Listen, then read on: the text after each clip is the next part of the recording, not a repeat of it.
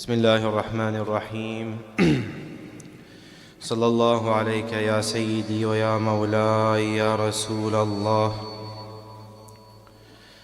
صلى الله عليك وعلى أهل بيتك المظلومين صلى الله عليك يا أبا عبد الله صلى الله عليك وعلى المستشهدين بين يديك يا ليتنا كنا معكم سادتي فنفوز والله فوزا عظيما. أما بعد، فقد قال الله تعالى في كتابه الكريم وهو أصدق القائلين: بسم الله الرحمن الرحيم إن شر الدواب عند الله الصم البكم الذين لا يعقلون.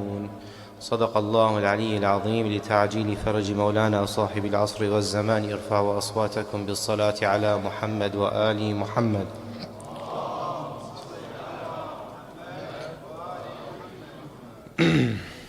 Allah subhanahu wa ta'ala says in the mentioned verse in the Holy Quran in Surah Al-Anfal that the worst of all beings, of all creatures in the eyes of Allah are those who are intentionally blind and mute through them not utilizing their intellect.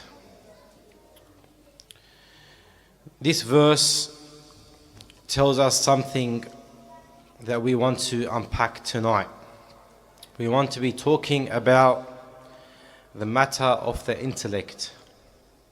Something so noble and so virtuous in both Islamic and secular understandings, and something that distinguishes the human being from all other creation. The human being, as we have said before, they have the potential to elevate in their spiritual status beyond the status of the angels, but they also have the potential to come down below the status of other animals. Why is that? That is because of two things that they possess: intellect and desire.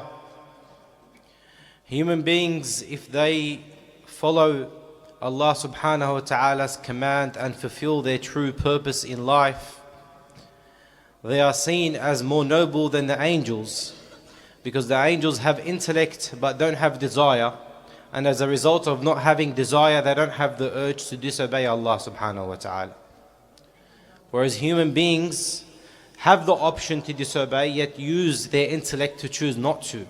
And that is more virtuous. And on the flip side, if an individual succumbs to his desires and biological inclinations at every instant, they will be seen as worse than other animals, as the Quran describes.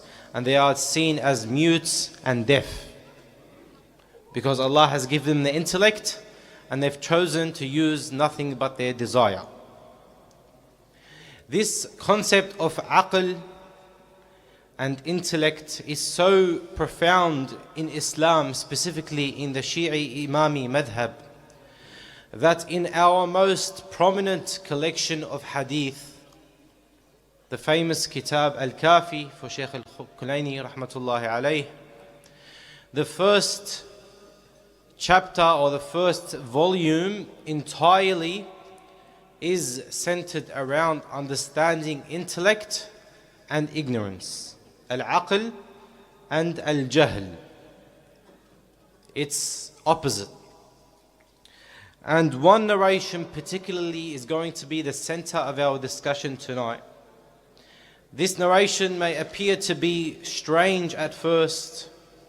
It could appear to be abstract in some ways. But this is the Imam's way of explaining, not my own. But if we just stick through together, inshaAllah, we will understand why the Imam has presented the intellect like this. In this narration, we find that there was a group of people who are companions of Imam al-Sadiq alayhi salam. The Imam comes to them and he sees that they are talking about the aql. the Imam tells them something interesting.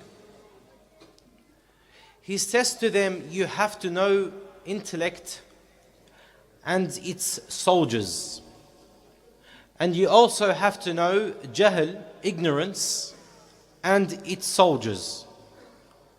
And if you were to recognize these things, you will truly succeed. So the Imam says that intellect has soldiers, junud, and aql and jahl, which is ignorance, the opposite of intellect, also has soldiers. And you must recognize them in order that you succeed. These companions were a little bit confused. Oh Imam, what do you mean by this? So the Imam explains.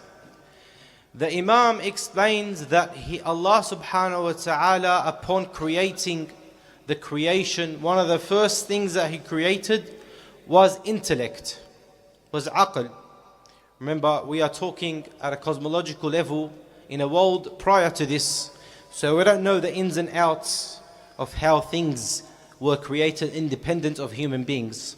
But this is the domain of Allah subhanahu wa ta'ala's creation. Things could seem strange when we hear that intellect is created separately, but this is what the narration describes. The Imam says that Allah subhanahu wa ta'ala created intellect, and it was created from His nur. It was created from the light of Allah subhanahu wa ta'ala at the right of the throne, besides the throne of Allah. And then He commanded the intellect. He said, retreat. The intellect retreated. He commanded the intellect. He said, come forward. The intellect came forward. And then Allah subhanahu wa ta'ala says to the intellect, we have honored you above all creation. Then what happens next? The Imam says that Allah subhanahu wa ta'ala then created ignorance from the black bitter sea. So intellect was created from the nur of Allah beside His throne. Ignorance was created from the bitter black sea. And then Allah subhanahu wa ta'ala commanded ignorance to retreat. It retreated. Allah subhanahu wa ta'ala commanded ignorance to come forward. Ignorance did not come forward and disobeyed Allah subhanahu wa ta'ala out of takabbur. So Allah subhanahu wa ta'ala curses it. There was an element of pride here, just like Iblis. Now, the Imam then says that Allah subhanahu wa ta'ala decided to give Al-Aql 75 soldiers. Now, what are these soldiers? We'll come to them in a moment. These are known as the soldiers of intellect. But then the opposite of intellect, which is jahl or ignorance, heard about this and it started speaking to Allah subhanahu wa ta'ala out of jealousy from the aql, from the intellect. He asked Allah subhanahu wa ta'ala, you have given intellect 75 soldiers, I want my own 75 soldiers. Allah subhanahu wa ta'ala gives it as it wishes. And Allah gives jahl or ignorance another 75 soldiers. The Imam then says about the 75 soldiers of the intellect, so the virtuous soldiers of intellect. The Imam says that these soldiers do not come together only in a prophet, a wasi, or an individual whose heart has been tested in faith. And then the Imam proceeds to list each and every one of the 75 soldiers of intellect and each and every one of the 75 soldiers of aql corresponding to each soldier of intellect. Now this is a quick summary of the narration. The idea is to unpack what the Imam means by this narration, starting with the salawat ala Muhammad wa ali Muhammad.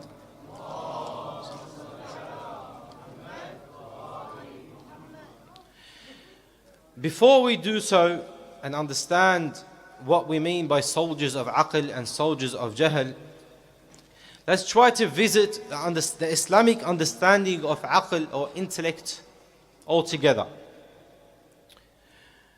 In Islam, it is not seen that aql or intellect means pure intelligence.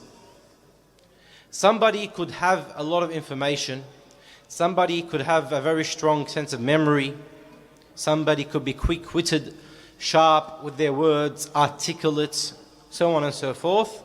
But from the Quranic viewpoint, they could be seen as a jahil.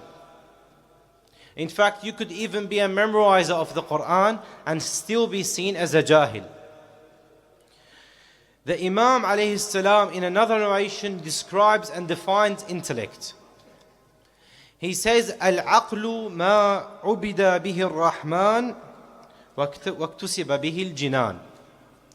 The Imam says that aql, intellect, is whatever is used to worship the All-Merciful and whatever is used to attain paradise, obtain heaven. Now, if we were to think over this for a moment, we would imagine that this is only the religious definition of intellect, and that surely there's a worldly definition for intellect that is more closely associated with intelligence and things like that. But in reality, no, the Imam's saying this is the absolute definition of the intellect. Why? Ultimately, brothers and sisters, we believe we have a purpose in this world. And as Muslims, we believe fundamentally that our purpose lies beyond this world.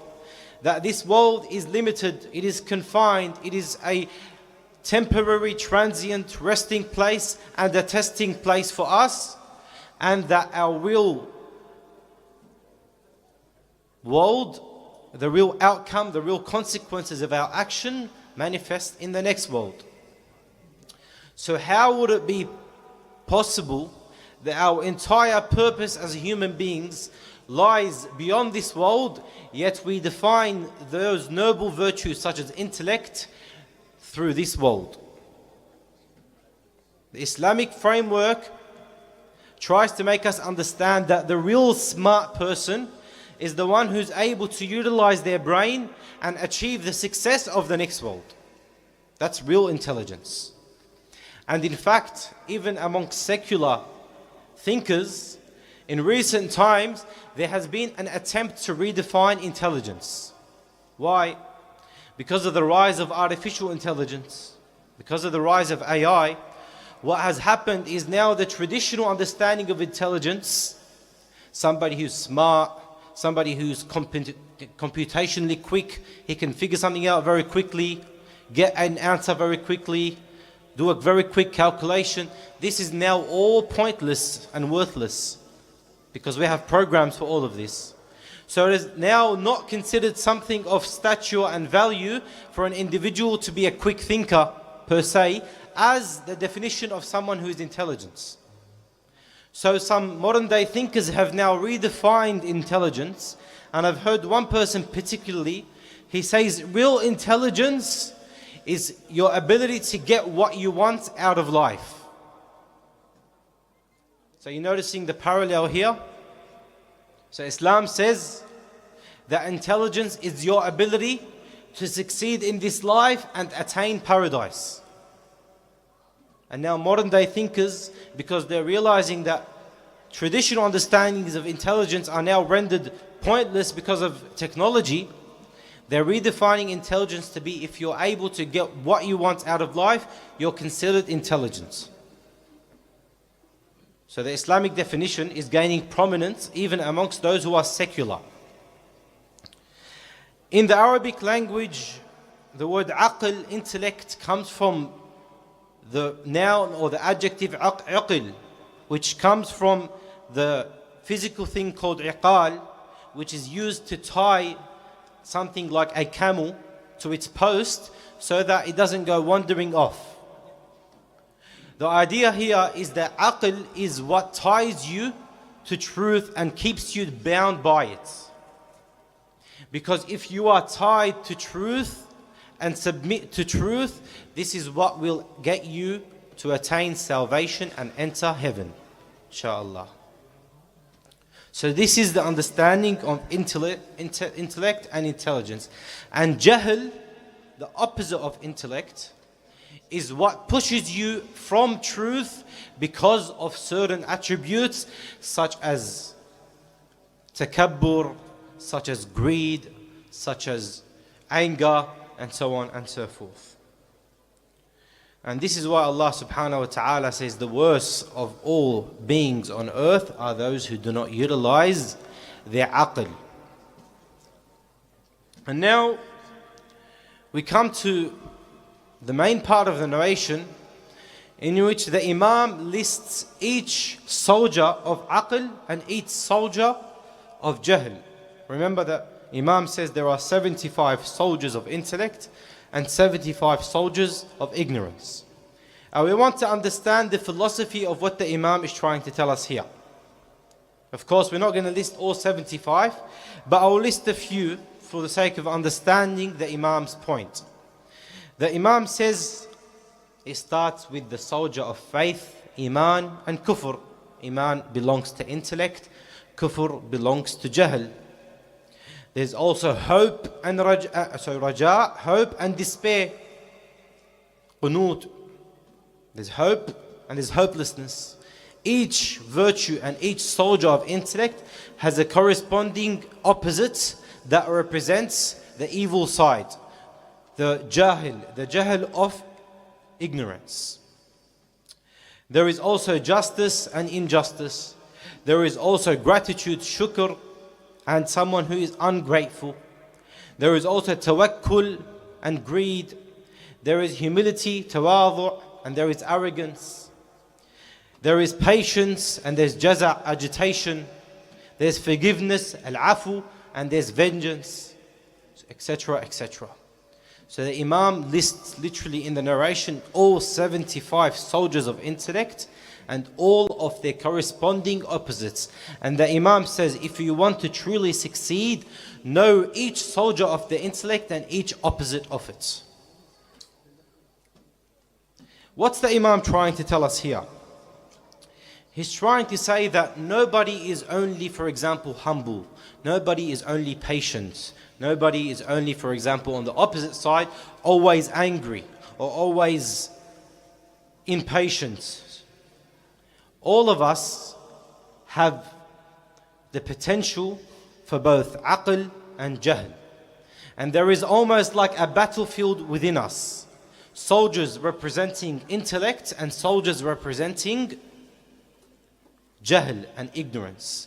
All of us, by virtue of us being human beings and worshippers of Allah subhanahu wa ta'ala, we want to be righteous people. In theory, we all want to be those who are servants of Abu Abdullah al-Hussein, who exhibit all of these noble traits and characteristics. But there's almost an occupying force within us that each potential good thing that we have, there is always an opposite that tries to counteract it. And this is the struggle that we face every time we want to make a decision that either brings us closer to Allah or further away from Him. Now, interestingly, if we remember going back to the hadith, why did Allah subhanahu wa ta'ala listen to the request of jahl, ignorance, when He asked Him for 75 soldiers just like intellect did? So ignorance asked Allah, I want my 75 soldiers. Why did Allah give it what it wanted? In reality, brothers and sisters, this is where the end of the hadith comes to light. Where the Imam says that if you want to exhibit all the virtues of intellect, you either have to be a prophet, a wasi, or an individual whose heart has been tested in faith. All of these noble things, virtuous things such as patience, such as hilm, forbearance, forgiveness, loyalty, none of these things are truly apparent and manifest an individual if there is no testing opposite. If someone is kind to us when they are comfortable. Is that real akhlaq and kindness? If someone is courageous and says their opinion in a room that everybody agrees with them, is that real courage? If someone is able to always say kind words, if everybody is also kind to them, is that real akhlaq? There's many examples which show us that in order for you to truly be considered righteous, you have to be able to resist the opposing force of that righteous virtue. The Imam explains this through this narration. This is why intellect has 75 soldiers and it has 75 occupying forces that try to push you away from righteousness. And this is why Allah subhanahu wa ta'ala says in the Quran that people think they will be left to say that we believe without being tested. This is not the case. Every individual will face a test and multiple tests in their life to see and assess as to whether they are truly possessing of those noble virtues and they are able to overcome the occupying opposite force of that virtue.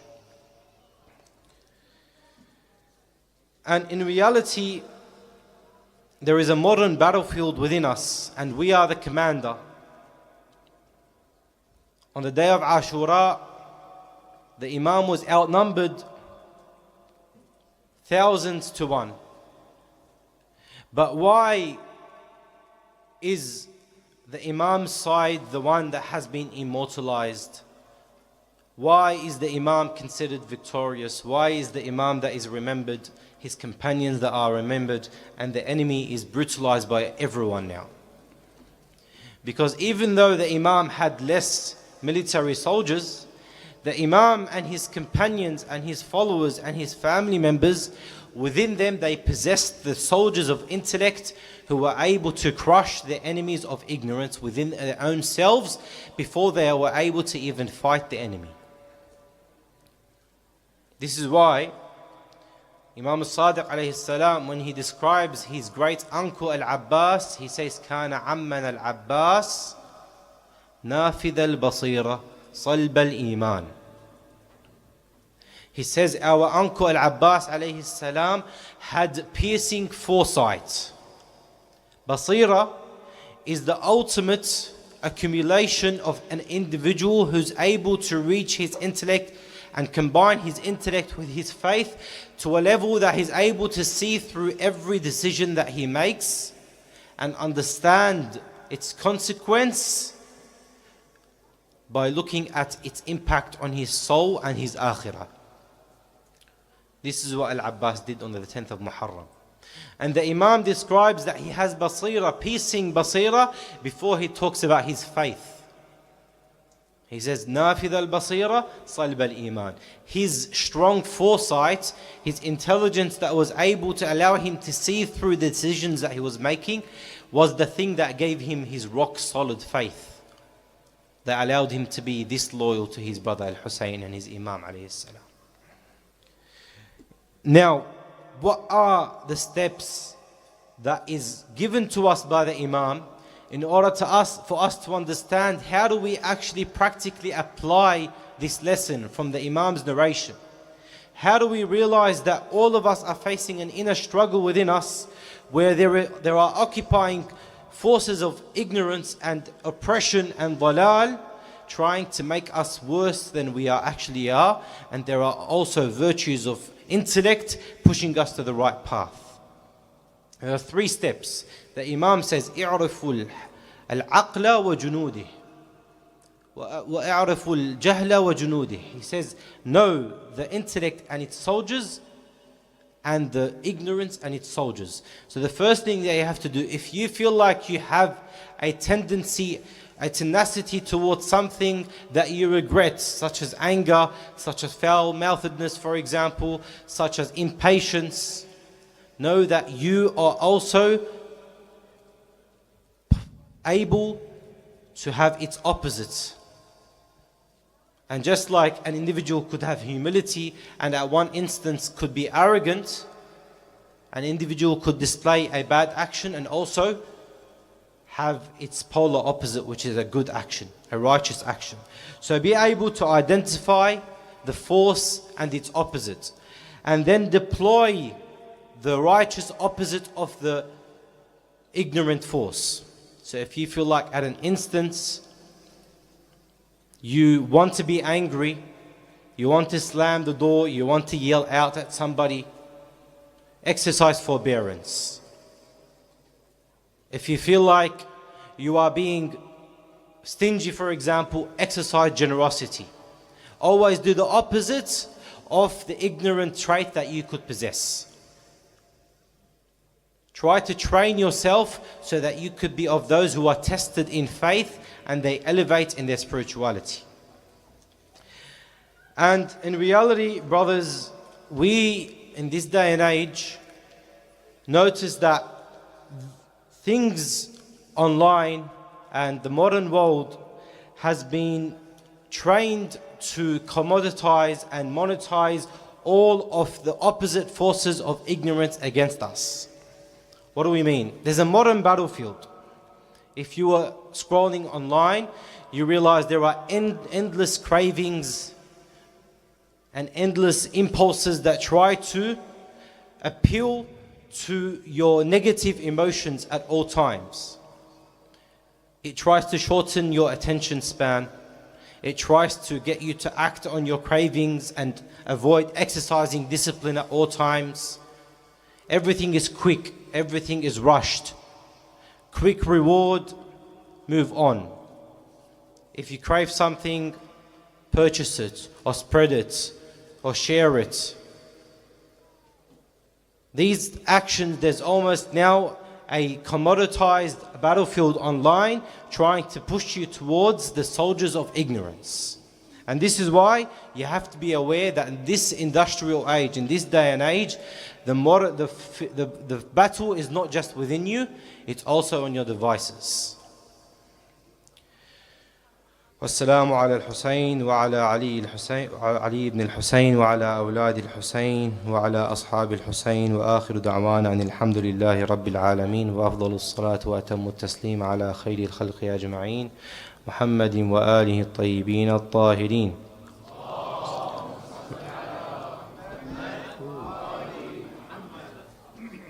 أحسن الله إليكم يا الله.